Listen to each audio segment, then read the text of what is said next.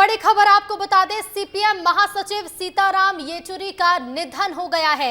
दिल्ली के एम्स में उन्होंने आखिरी सांस ली है। 72 साल की उम्र में उनका निधन हुआ। बता दें, सीताराम येचुरी लंबे समय से बीमार चल रहे थे। 72 साल की उम्र में उनका निधन हो गया है। दिल्ली के एम्स में उनका इलाज चल रहा था और एम्स में उन्होंने अंतिम सांस ली है। सीपीएम महासचिव सीताराम येचुरी का निधन हो गया है। तो वरिष्ठ नेता और भारतीय कम्युनिस्ट पार्टी के महासचिव सीताराम येचुरी का गुरुवार को निधन हो गया है। उन्होंने 72 साल की उम्र में अंतिम सांस ली है।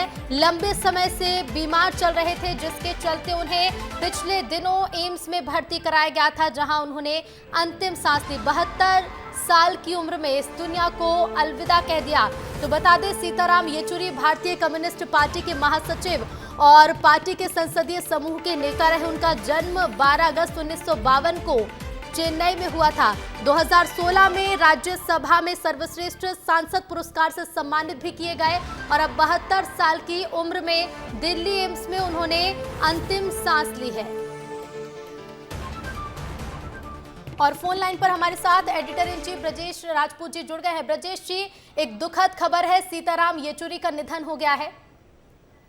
बिल्कुल, देश की राजनीति के लिए बहुत दुखद खबर है। सीताराम येचुरी जी जो मार्क्सवादी कम्युनिस्ट पार्टी के बड़े नेता थे, जनरल सेक्रेटरी थे, वो उन नेताओं में से थे जिनको बहुत जल्दी पहचान मिली, जो बहुत विद्वान थे, और वो उन नेताओं में से थे कम्युनिस्ट पार्टी के जो बाकी दल के नेताओं से उनसे बहुत अच्छे संबंध थे।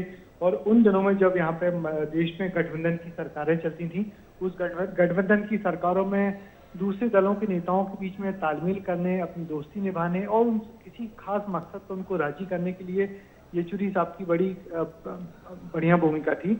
और सीताराम येचुरी विद्वान काफी थे, अधिकतर सिंपोजियम में जाते थे, बात करते थे, और कम्युनिस्ट पार्टी का वो आम चेहरा थे जो लगातार यूथ से या जर्नलिस्टों से बहुत अच्छे तरीके से कम्युनिकेट करते थे और बहुत पॉपुलर नेताओं में शुमार उनकी गिनती होती थी। और सीताराम येचुरी का जाना देश की राजनीति के लिए भी एक बड़ा झटका है। बिल्कुल, एक बड़ा झटका है ब्रजेश जी देश की राजनीति के लिए। ब्रजेश जी, आपसे समझना चाहेंगे, देखिए दुखद खबर तो है, कोई ऐसी याद जो आप साझा करना चाहें, उनसे जुड़ी हुई कोई कहानी आप साझा करना चाहें ब्रजेश जी? देखिए, वो भोपाल अक्सर आते रहते थे और यहाँ भोपाल के जो पद्मनाभ नगर में जो CPI-M का जो दफ्तर है वहीं पे रुकते थे वो। और वहाँ पे जब पत्रकार वार्ता होती थी तो हम लोग उनसे जाके मिलते थे। पिछले दिनों जब वो आए थे चुनाव के पहले, तो एक उन्होंने पत्रकार वार्ता की थी और कहा था कि मध्य प्रदेश में हालत ऐसी है कि विपक्ष को एकजुट होकर लड़ा तो सरकार बनेगी।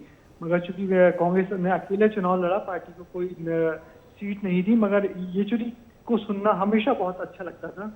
वो बहुत इंडियन एक्सप्रेस में आर्टिकल लिखते थे। उनकी पत्नी सीमा चिश्ती इंडियन एक्सप्रेस की संपादक रही हैं लंबे समय तक, और वो लगातार लिखते थे, लगातार बोलते थे। उनसे बातचीत करना हमेशा बहुत अच्छा लगता था, क्योंकि बड़े बड़े कठिन मसलों को भी बहुत अच्छी हिंदी, बहुत अच्छी अंग्रेजी में आसानी से समझाते थे।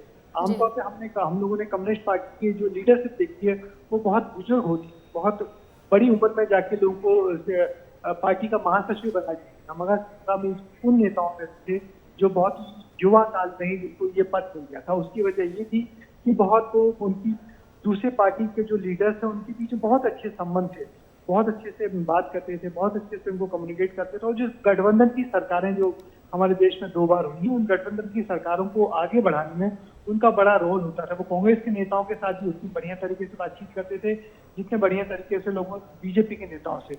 और 2018 में कमलनाथ सरकार यहाँ बनी थी, तो जो मंच पे सारे विपक्षी पार्टी के नेता आए थे, तो उनमें सीताराम येचुरी थे और उन्होंने कमलनाथ को अपने सामने 2018 में शपथ दिलाई।